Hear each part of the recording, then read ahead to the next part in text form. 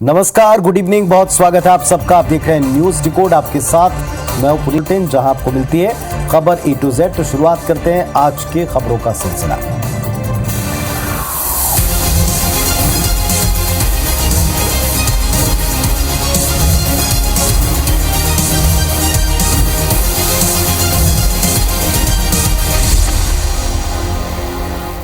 पहली खबर एक तस्वीर से जुड़ी हुई जो आई दिल्ली से। खबर मुख्यमंत्री भूपेश बघेल के दिल्ली दौरे से जुड़ी। दिल्ली दौरे के दौरान मुख्यमंत्री भूपेश बघेल कई मुलाकातें कर चुके हैं। आज उन्होंने देश के प्रधानमंत्री से भी मुलाकात की। G20 समिट में प्रधानमंत्री मोदी रायपुर में कार्यक्रम के दौरान आएंगे। इसके साथ ही रायपुर दुर्ग भिलाई में जो लाइट मेट्रो का प्रस्ताव सरकार ने अभी बजट में पास किया है, इस पर सहयोग केंद्र से मांगा गया है। जीएसटी को लेकर भी प्रधानमंत्री से बातचीत हुई है।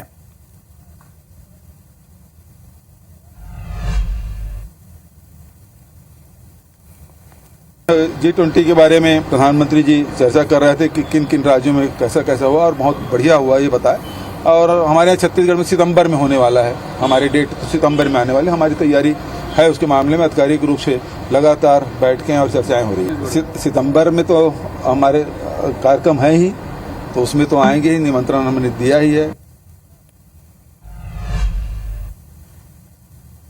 तो मुख्यमंत्री भूपेश बघेल ने प्रधानमंत्री मोदी से मुलाकात की। इसे भारतीय लोकतंत्र की एक खूबसूरत तस्वीर भी आप कह सकते हैं।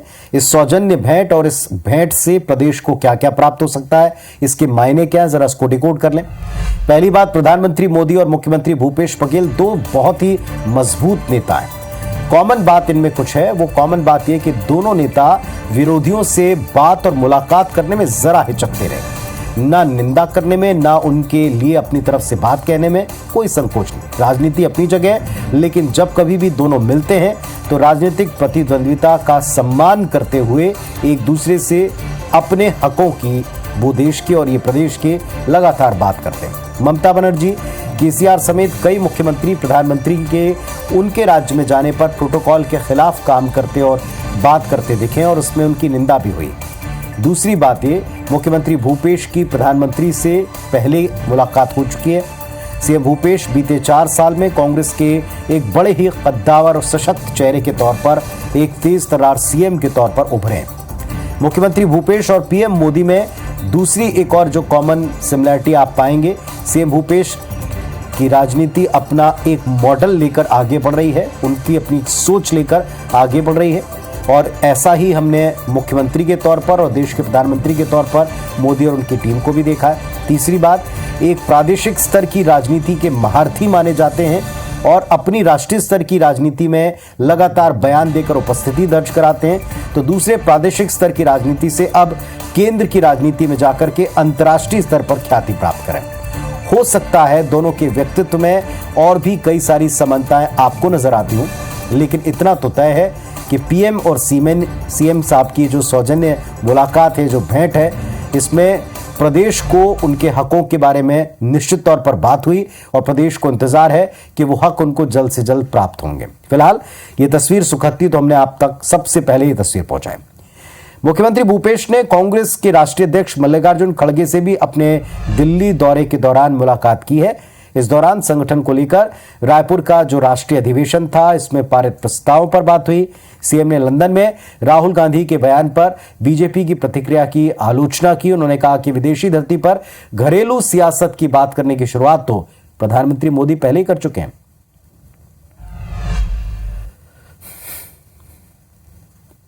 आप देखेंगे 2014 के बाद प्रधानमंत्री विदेशी धरती पे जाके कांग्रेस पार्टी पे हमला बोला था, तो उस समय सोचना चाहिए था कि विदेशी धरती में जाकर देश के राजनीति के बारे में चर्चा नहीं करनी चाहिए। तो शुरुआत जब आपने की है तो फिर दूसरे को फिर आप तायद नहीं कर सकते, दूसरे को आप सीख नहीं दे सकते कि आपको नहीं बोलना चाहिए। तो अभी हम सिमिलैरिटीज की बात कर रहे थे। देखिए, एक ही दिन में कुछ घंटों के अंतराल पर प्रधानमंत्री ने कैसे विदेश की धरती पर अपनी राजनीतिक बयान या देश की अंदरूनी सियासत की बातें खोली, तो फिर राहुल गांधी क्यों ना ऐसा करें।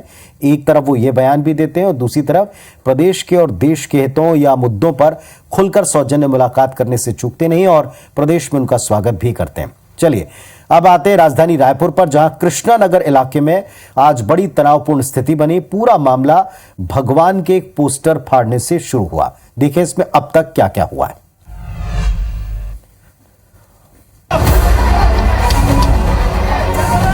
बड़ी संख्या में पुलिसकर्मियों की तुलना में कई गुना ज्यादा लोग, भीड़ में महिलाएं और बच्चे भी शामिल, और पुलिस से बहस करती महिलाएं, उनका साथ देते पुरुष। तस्वीरें राजधानी रायपुर के कृष्णा नगर की हैं, जहां आज जमकर हंगामा हुआ।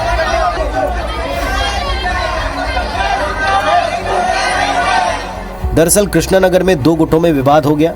एक गुट दूसरे पर भगवान का पोस्टर फाड़ने का आरोप लगा रहा था। पोस्टर फाड़ने का सीसीटीवी फुटेज भी सामने आ चुका है, लेकिन मामले की संवेदनशीलता को देखते हुए उस तस्वीर को हम साझा नहीं कर रहे। सीसीटीवी फुटेज में कुछ युवक भगवान के पोस्टर फाड़ते दिख रहे हैं, जिसके बाद कृष्णा नगर में तनाव की स्थिति बन गई। मामले की जानकारी मिलते ही मौके पर पहुंची पुलिस ने शांति व्यवस्था बनाए रखने के लिए हल्का बल प्रयोग किया। इसके बाद पुलिस हरकत में आई और पोस्टर फाड़ने के आरोप में 5 आरोपियों को गिरफ्तार किया। पुलिस ने अज्ञात आरोपियों के खिलाफ धार्मिक भावना आहत करने का मामला भी दर्ज किया है। तो इस पूरे मामले में अब तक 8 लोगों पर रिपोर्ट दर्ज की गई थी और 7 की गिरफ्तारी हो चुकी है। और सबसे बड़ी बात यह कि यह बखेड़ा क्यों खड़ा किया गया, क्या जानबूझकर किया गया, या जैसे इसमें हमने आपको बताया कि 5 नाबालिग हैं, उनकी तरफ से स्वस्फूर्ति कुछ कर दिया गया और बाद में इसमें बखेड़ा खड़ा हुआ, यह सबसे अहम प्रश्न है। एक बड़ा बखेड़ा होते होते टल गया। पुलिस की मुस्तैदी को यहां पर मानना पड़ेगा। कोई अप्रिय घटना नहीं हुई, और इसकी वजह क्या रही, जरा इस बात को भी समझना जरूरी है, ताकि भविष्य के लिहाज से हम सब इससे सबक ले सकें। विवाद के भड़कते तत्काल पुलिस मौके पर पहुंची, एक्शन लिया। पुलिस पर अक्सर आप लेट लतीफी का टैग पाते हैं, खास तौर पर त्योहारों के आसपास ऐसी बात होना आम सी बात है, और वो भी अगर होली जैसा त्योहार हो तो आप समझ सकते हैं। लेकिन यहां अब की बार ऐसा बिल्कुल नहीं हुआ। पुलिस ने संवेदनशीलता को समझते हुए, अपनी ड्यूटी को निभाते हुए फौरन मौके पर पहुंचकर हालात को कंट्रोल करना शुरू कर दिया। पुलिस ने धैर्य भी दिखाया। दूसरी तरफ नाराज लोगों ने शांतिपूर्वक पुलिस की बात को माना है। राजधानी वासियों को भी इस मामले में सलाम। नाराज लोगों ने कानून व्यवस्था को बिगाड़ने का प्रयास नहीं किया।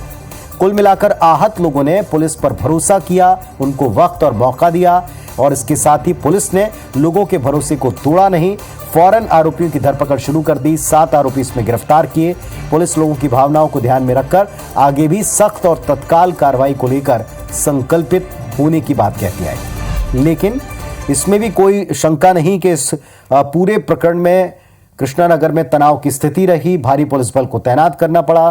सीएसपी स्तर के अधिकारियों को वहां दिन भर कानून व्यवस्था को लेकर हालात संभालने के लिए रहना पड़ा।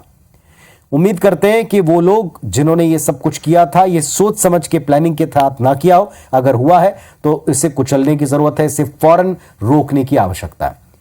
अगली खबर ग्वालियर से, जहां केंद्रीय मंत्री सिंधिया और ऊर्जा मंत्री प्रद्युम्न सिंह तोमर की एक तस्वीर दिखी, जिसमें वो सिंधिया की चरण वंदना करते, उनके साष्टांग दंडवत करते दिखाई पड़े। ऊर्जा मंत्री प्रद्युम्न सिंह तोमर ने भरे मंच पर सिंधिया के पैरों पर सिर रखकर उन्हें दंडवत प्रणाम किया, जिसके बाद ज्योतिरादित्य सिंधिया ने भी दया भाव या आदर भाव, भाई भाव दिखाते हुए प्रद्युम्न सिंह तोमर को उठाया और फौरन गले से लगा लिया। यह तस्वीर दिन भर चर्चा में रही। केंद्रीय मंत्री ज्योतिरादित्य सिंधिया एमएलबी कॉलेज में मैराथन सम्मान समारोह के मंच पर पहुंचे थे। वहां दंडवत प्रणाम किया तो एक मित्रवत या भाईवत जेस्चर भी दिखाया और फौरन उनको उठाकर गले से लगाया।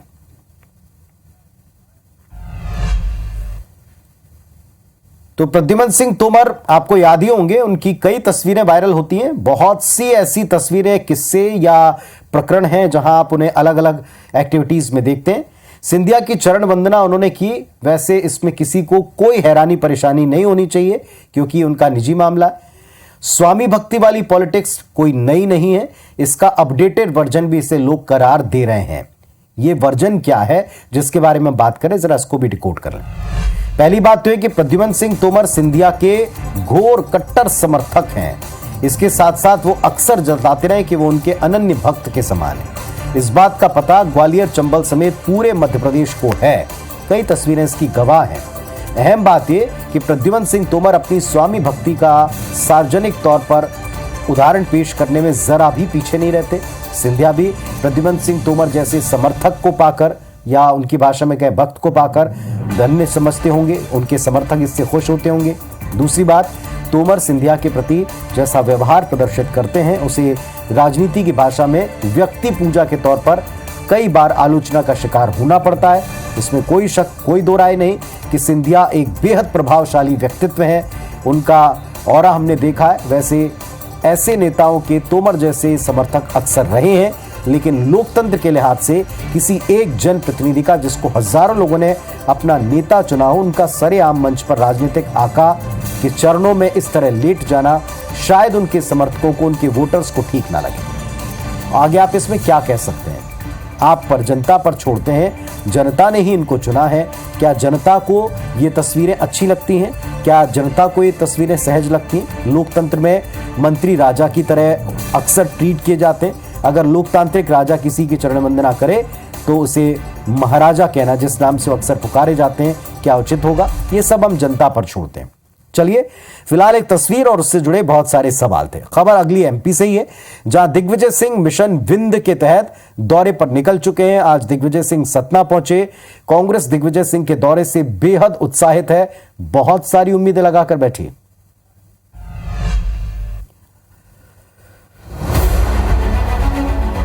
कांग्रेस ने मिशन विंध्य शुरू कर दिया है। एमपी के पूर्व मुख्यमंत्री दिग्विजय सिंह विंध्य कांग्रेस जोड़ो मिशन पर निकल गए हैं। शुक्रवार को दिग्विजय सिंह सतना पहुंचे, जहां उन्होंने शिवराज सिंह चौहान पर निशाना साधा। और लाडली बहनों का ख्याल कब आया है? जबकि चुनाव के 7 महीने बचे हैं। और ये मेरा आरोप है कि ये आदिवासियों पे खर्च किया जाना वाली राशि ये दुरुपयोग करके अपने इन भीड़ इकट्ठी करने में और आयोजनों में खर्च कर रहे हैं। दिग्विजय सिंह विंध्य के कांग्रेस नेताओं और कार्यकर्ताओं को एकजुट करने के मिशन पर हैं। साथ ही पार्टी से नाराज होकर चले गए नेताओं को भी पार्टी से जोड़ने के अभियान में जुटे हुए हैं। विंध्य में जो वहाँ के विधायक हैं उनकी अनदेखी की गई, जो उनके मंत्री रहे उनकी अनदेखी की गई, तो ये सब मामले हैं। इसलिए विंध्य तो एक तरफा कांग्रेस का है। तो कांग्रेस का दावा है कि विंध्य की जनता बीजेपी को सत्ता से बेदखल करेगी। बहरहाल मिशन विंध्य को जनता कैसा रिस्पांस देती है, ये तो चुनाव के नतीजे ही बताएंगे। तो भले ही कांग्रेस के नेता ये कहते हो कि विंध्य तो अब की बार उनका है, लेकिन विंध्य पिछली बार भारतीय जनता पार्टी का अच्छा खासा रहा है। और विंध्य राज्य का 5वां सबसे बड़ा क्षेत्र है। राज्य की 31 विधानसभा सीटें इसमें आती हैं, 4 लोकसभा सीटें इस क्षेत्र के अंतर्गत आती हैं। जरा इस क्षेत्र की राजनीतिक तासीर कैसी है और किसे सपोर्ट करे, इसको डिकोड करते हैं। पिछले विधानसभा चुनाव में अगर आप देखें तो भारतीय जनता पार्टी ने 31 सीटों में बेहद अच्छा प्रदर्शन किया है, ये फैक्ट है। इसीलिए विंध्य बीजेपी का मजबूत किला रहा है। ये बात भी सच है कि वहां कई नेता अब बीजेपी से नाराज हैं। कांग्रेस आगामी विधानसभा चुनाव में विंध्य में जीत के लिए हर मुमकिन प्रयास कर रही है। इस बात को समझते हुए कि बीजेपी के कई नेता इलाके की उपेक्षा की शिकायत कर चुके हैं, कांग्रेस के लिए आसान नहीं होगा।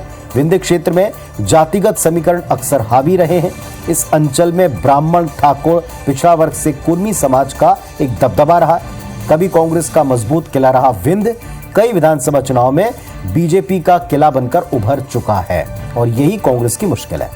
2018 में जब कांग्रेस पार्टी कई साल बाद राज्य की सत्ता में आई तो उसे विंध्य में केवल 6 सीटें मिल पाई थी, संतोष करना पड़ा था। इस क्षेत्र में बहुजन समाज पार्टी भी कई बार असर दिखाती है। कई दफा बहुजन समाज पार्टी ने कांग्रेस का खेल बिगाड़ा है। यानी कहने का अर्थ ये कि जो पार्टियां जातिगत गणित को बिठाने में माहिर हैं, उन सब से कांग्रेस पार्टी को यहां जूझना पड़ेगा। उन सब से कांग्रेस पार्टी को बीजेपी के इस किले में सेंधमारी करने के लिए प्रयास करना पड़ेगा। अनियमित कर्मचारियों से जुड़ी इस खबर में मुख्यमंत्री भूपेश बघेल का बयान जो पिछले दिन का था, आपको याद होगा। आज बीजेपी ने कांग्रेस को इसी मुद्दे पर जमकर घेरा है।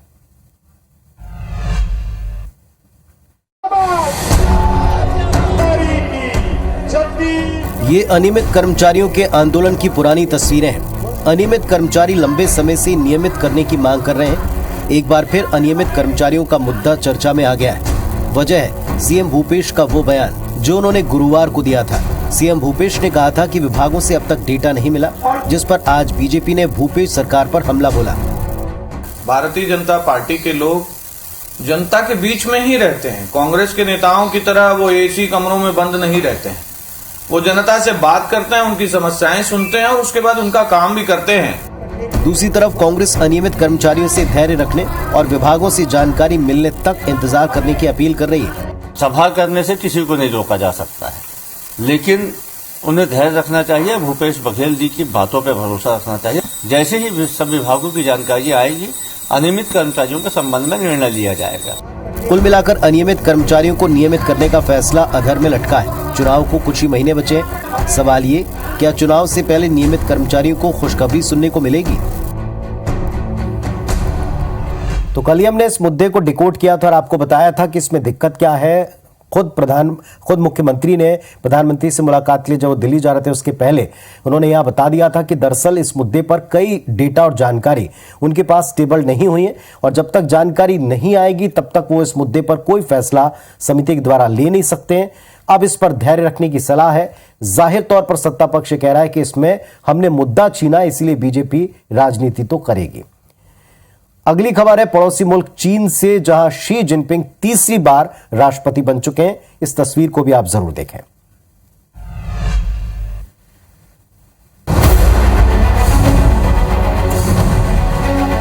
मुट्ठी बांधे शी जिनपिंग की यह तस्वीर वायरल हो रही है। तस्वीर जिनपिंग के तीसरी बार राष्ट्रपति बनने की शपथ लेने के मौके की है। चीन की नेशनल पीपुल्स कांग्रेस ने शुक्रवार को राष्ट्रपति शी जिनपिंग के कार्यकाल को तीसरी बार बढ़ा दिया। उन्हें तीसरी बार राष्ट्रपति बनने का प्रस्ताव 2952 वोटों से पास हो गया। कम्युनिस्ट पार्टी के किसी एक नेता ने भी उनके खिलाफ वोट नहीं किया। शी जिनपिंग को तीसरी बार राष्ट्रपति बनाने का रास्ता पिछले साल अक्टूबर में साफ हो चुका था, जब चाइना की कम्युनिस्ट पार्टी ने एकमत होकर उनके नाम पर मोहर लगाई थी। अब वो अपने भरोसेमंद ली कियांग को चीन का प्रीमियर यानी प्रधानमंत्री बनाएंगे। शी जिनपिंग ने बीजिंग में हुई सेरेमनी में अपने दाहिने हाथ की मुट्ठी उठाकर और बाएं हाथ को चीन के संविधान पर रखकर शपथ ली। इस दौरान उन्होंने चीन को ताकतवर, खुशहाल और महान सोशलिस्ट देश बनाने का वायदा किया। तीसरी टर्म मिलने से शी जिनपिंग माओ के बाद चीन के सबसे ज्यादा समय तक राष्ट्रपति बनने वाले दूसरे नेता बनेंगे।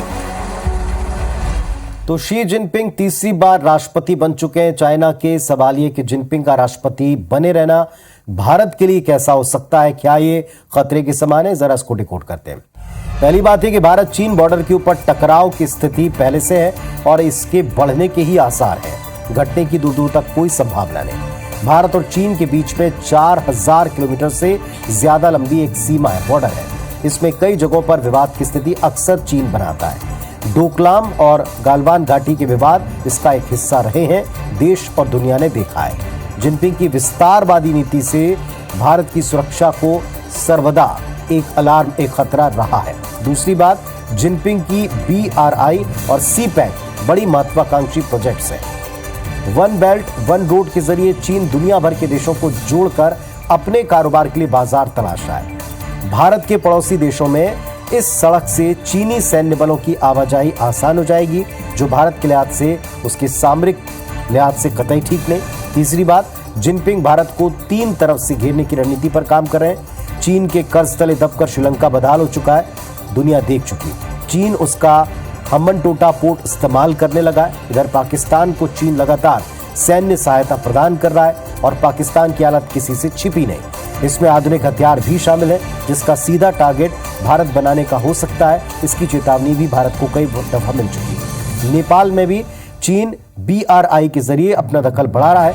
इससे भारत की 3 तरफ से घेराबंदी का खतरा जाहिर तौर पर बनता दिख रहा है। चलिए, हालांकि चीन के साथ हम हमेशा एक चालाक पड़ोसी का टैग लगाते हैं और चालाक पड़ोसी का मुल्क जो है एक बार फिर से जिनपिंग के हाथ में है, जिनकी करतूतें दुनिया और हमारा देश देख चुका है। लेकिन हमारे देश ने भी डिप्लोमेटिक स्तर पर, सामरिक स्तर पर सेनाओं ने कई बार चीन को मुंह तोड़ जवाब दिया है।